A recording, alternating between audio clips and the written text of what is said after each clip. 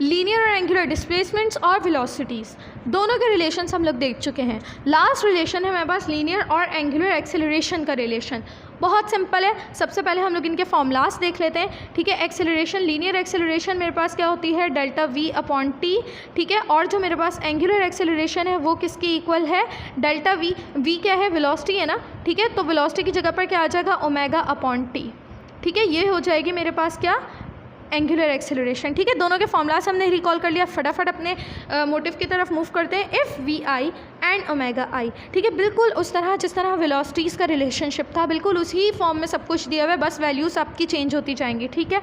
बाकी तरीकाकार, मेथड, पूरा लाइन ऑफ एक्शन आपका पूरा सेम है, ठीक है। वी आई और ओमेगा आई, वी क्या है आपके पास लीनियर वेलोसिटी, ओमेगा क्या है आपके पास एंगुलर वेलोसिटी, आई क्या शो कर रहा है इनिशियल। तो ये दोनों हो जाएंगे initial linear and initial angular velocities, और ये है टाइम t1 के ऊपर, ठीक है, एक पार्टिकल की, ठीक है, जो एक सर्कुलर पाथ में मूव करे, ठीक है।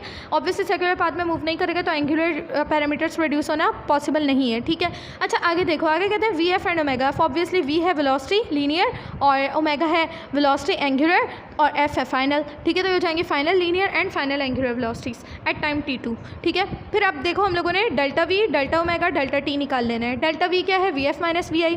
डेल्टा ओमेगा क्या है, ओमेगा एफ माइनस ओमेगा आई। डेल्टा टी क्या है, T2 माइनस टी आई, ठीक है। अब हमसे कह रहे हैं कि हमारे पास इक्वेशन आई थी 5.7, जो हम लोगों ने लास्ट लेक्चर में जो हम लोगों ने रिलेशनशिप निकाला है लीनियर और एंगुलर वेलोसिटीज़ के दरमियान, ठीक है। वो रिलेशनशिप मेरे पास क्या बना था, वो रिलेशनशिप बना था v is equals to R into omega, ठीक है, आर क्रॉस ओमेगा बना था, ठीक है।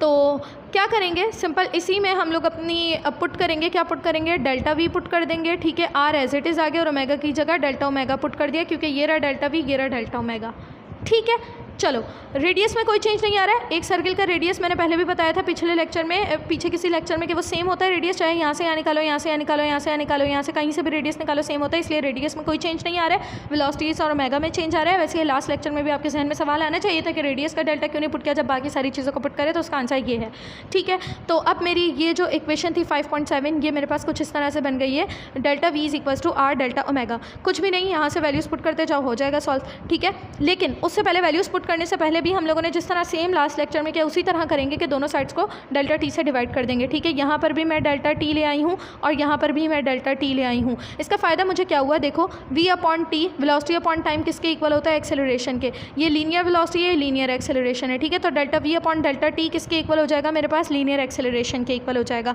ठीक है। सेम उसी तरह से डेल्टा ओमेगा क्या है मेरे पास, angular velocity upon delta T time, ठीक है, टाइम इंटरवल, ठीक है। तो ओमेगा अपॉन टी यानी कि एंगुलर वेलोसिटी अपॉन टाइम किसके इक्वल हो जाएगा, एंगुलर एक्सेलरेशन यानी कि अल्फा के इक्वल हो जाएगा, ठीक है। बाकी आर अपनी जगह पर एज इट इज़ है, ठीक है। ये पूरा इक्वल हो गया एक्सेलरेशन के, आर अपनी जगह पर एज इट इज़, और ये पूरा इक्वल हो गया आपके पास एंगुलर एक्सेलरेशन के, ठीक है। तो आपके पास अब जो रिलेशनशिप आ गया लीनियर और एंगुलर एक्सेलरेशन में, ये रही आपकी लीनियर एक्सेलरेशन, ये रही आपकी एंगुलर एक्सेलरेशन। जो रिलेशनशिप आया आपके पास वो आया ए आर अल्फा, ठीक है।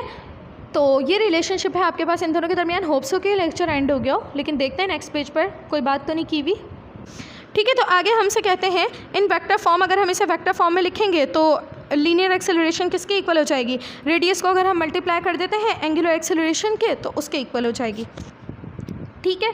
चलो अब ये किसके इक्वल आ जाएगा, अगर वेक्टर फॉर्म है तो ऑब्वियसली लास्ट जो हमारे पास एंगुलर वेलोसिटी थी उसमें साइन थीटा लगाकर नहीं दिखाया हुआ था बुक में, तो मैंने आपको बता दिया था, ठीक है। यहाँ पर लगा के दिखाया हुआ है। अगर वेक्टर पर क्रॉस प्रोडक्ट है तो आ जाएगा आर अल्फा साइन थीटा, तो ठीक है। और एन शो करेगा इसकी डायरेक्शन को यानी कि इसके यूनिट वेक्टर को, ठीक है। ये रिलेशनशिप है लीनियर और एंगुलर एक्सेलरेशंस का, जहाँ पर थीटा क्या है, ये वाला जो थीटा है ना, इसमें फिर अगेन कन्फ्यूज़ नहीं होना है।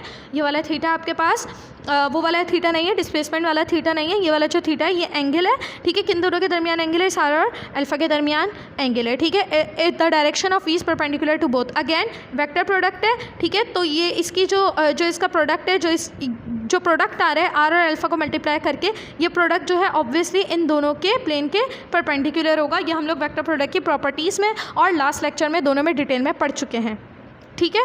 आगे देखते हैं equations of motions in terms of linear and angular variables, ये इंशाल्लाह हम लोग करेंगे नेक्स्ट लेक्चर में।